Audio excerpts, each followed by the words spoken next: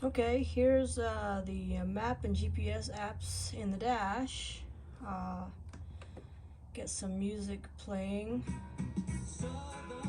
Um, hit the button on the back. You've got Genius. Let's see, I remember what I'm doing here. Let's turn the radio off. I already had a route going and active in Genius Maps. It's better to do it that way unless you really remember to, when you create a route, to name it specifically. But I've already got a route set up. If I push down, I can exit the route. Let's zoom in a little and push the joystick in, and it ends the route.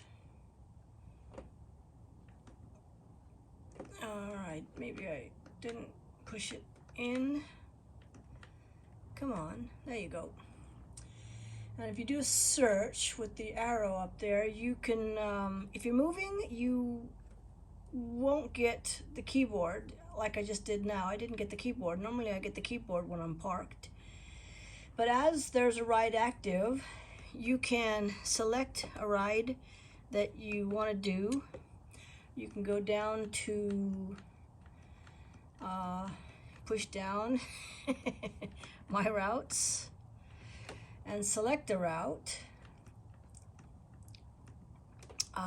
Pick one, anyone.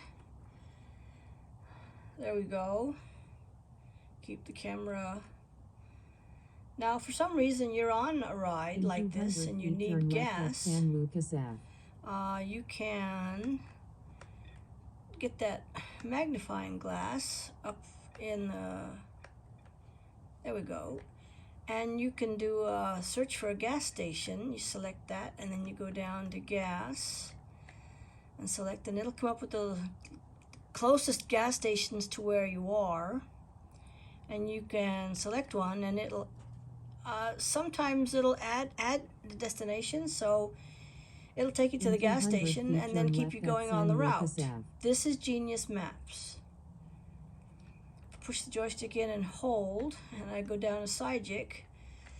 Sygic has an ability to remember the route until you actually remove it or create a new one. Genius tends to forget after a while, so you really need to remember to rename it and name it something specific. Now you can see the lower left corner, the there you go. And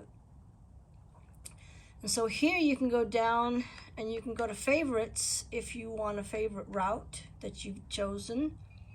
I don't think I have a favorite route. So I'm gonna go back to search. I'm gonna go back up to get rid of the keyboard and then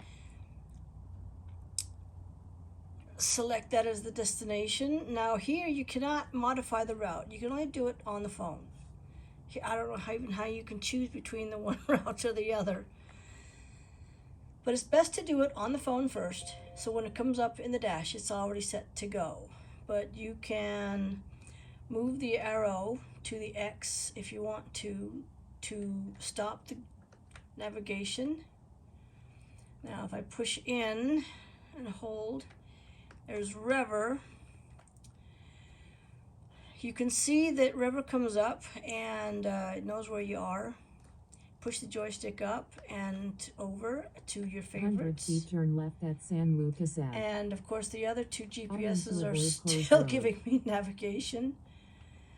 But push up, select turn by turn. Sometimes when you'll see this, and when you go to navigate, and it's working on it. Maybe I've got too many GPS apps open. But I've never seen this before. I've never had all the apps open at once. Let's try this again. Maybe it's just trying to calculate it. There you go. You see that?